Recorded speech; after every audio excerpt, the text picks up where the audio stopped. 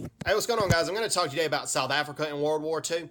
And South Africa was in World War II, and on September 6, 1939, they declared war on Nazi Germany. Now, South Africa in World War II, their involvement in World War II is not well known and is largely concealed in South Africa even today. But I don't like that. It needs to be known, okay?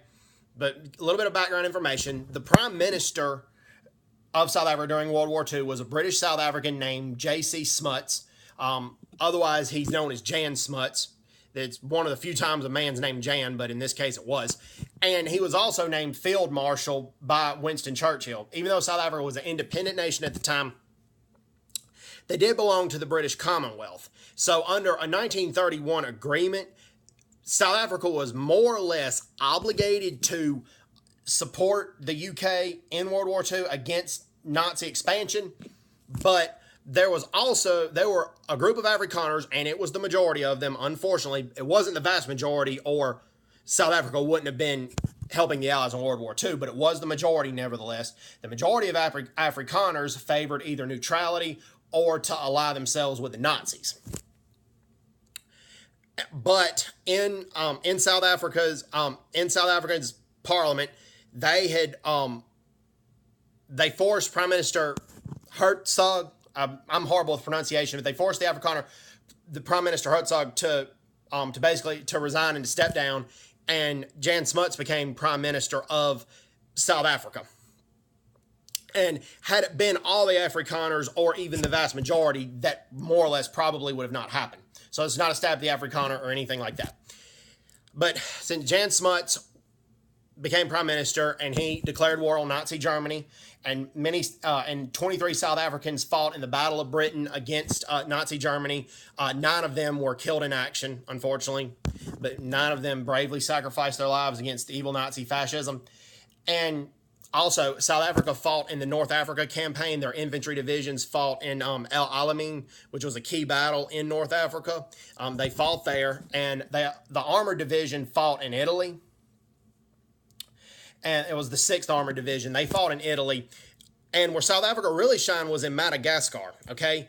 The Madagascar was a French colony, but the government of Madagascar chose to ally themselves with the Vichy French government after Germany took them over. The Vichy French government occupied with Germany, and the Free French resistance fought against Germany within France.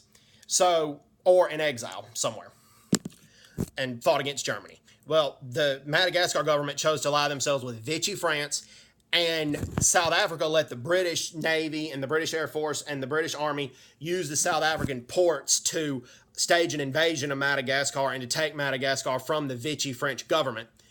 And the Allies were successful. Also, the South African Air Force in that battle provided a lot of key reconnaissance for that battle, so the British Army and the British Air Force fighters and bombers were able to bomb their targets very effectively due to the effective surveillance from the South African Air Force. Also, the South African Army did assist the British and participated in a lot of invasions of Madagascar and a lot of retaking of towns. So the South African Army did that. Also, at first, the South African government would not let black South Africans or colored South Africans or Indian South Africans to carry weapons or fight in combat, and they were prohibited from combat throughout the war.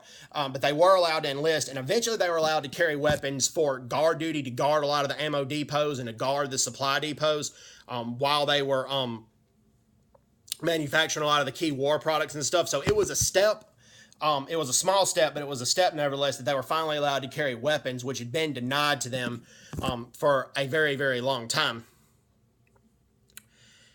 And also, particularly in the East Africa campaign, where the South Africa assisted Britain because Italy was affecting a lot of British African colonies, and Italy was also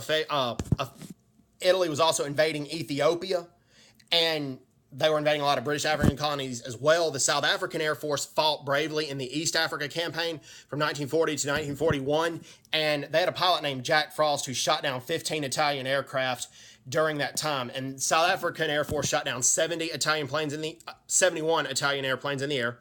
The South African Air Force shot down 71 Italian airplanes in the air, and they killed another 70 of them on the ground.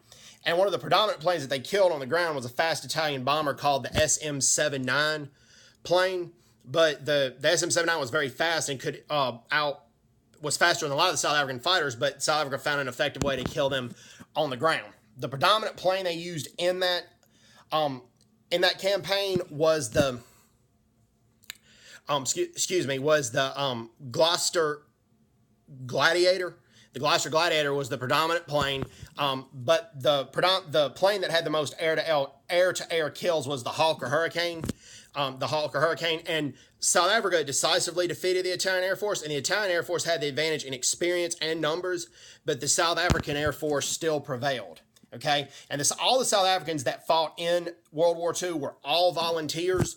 The reason for that is because there was a lot of pro-Nazi sentiment among the Afrikaner population, but not all of them. You had one violently anti-Nazi gentleman named Adolf Milan, nicknamed Sailor, and he was known as Winston Churchill's favorite Afrikaner.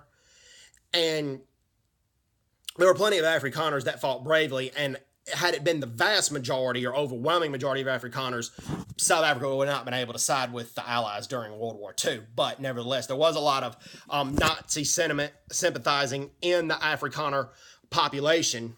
So they felt the South African government and J.C. Smuts felt like he couldn't conscript South Africans, so they made it an all-volunteer force. And over 400,000 South Africans volunteered to fight against Nazi Germany. And South Africa prevailed. And over 11,000 South Africans lost their lives during World War II. So sad state of affairs that there was a lot of pro-Nazi sentiment in South Africa, but South Africa still fought on the right side during World War II, and the veterans need to be treated very well. And with the current South African government, these veterans shouldn't be overlooked or not recognized just because they're Caucasian. And they were Caucasian during a tough time. Yeah, they were Caucasian during apartheid, and that was an extremely tough and horrendous time if you're a minority. But most of the veterans that fought for South Africa during World War II were not racist, because 250,000 of them ended up joining an anti-apartheid group called Torch Commando. That's over half. So a lot of them joined a lot of anti-apartheid movements after World War II. One famous was a navigator during World War II, navigator on a bomber named Harry Schwartz. Him and Nelson Mandela were friends, and he worked with a lot of anti-apartheid causes with Nelson Mandela. Another was Joe Slovo. Joe Slovo, economically, he was a communist, and I did not agree with that, but Nelson Mandela still appointed him to his cabinet.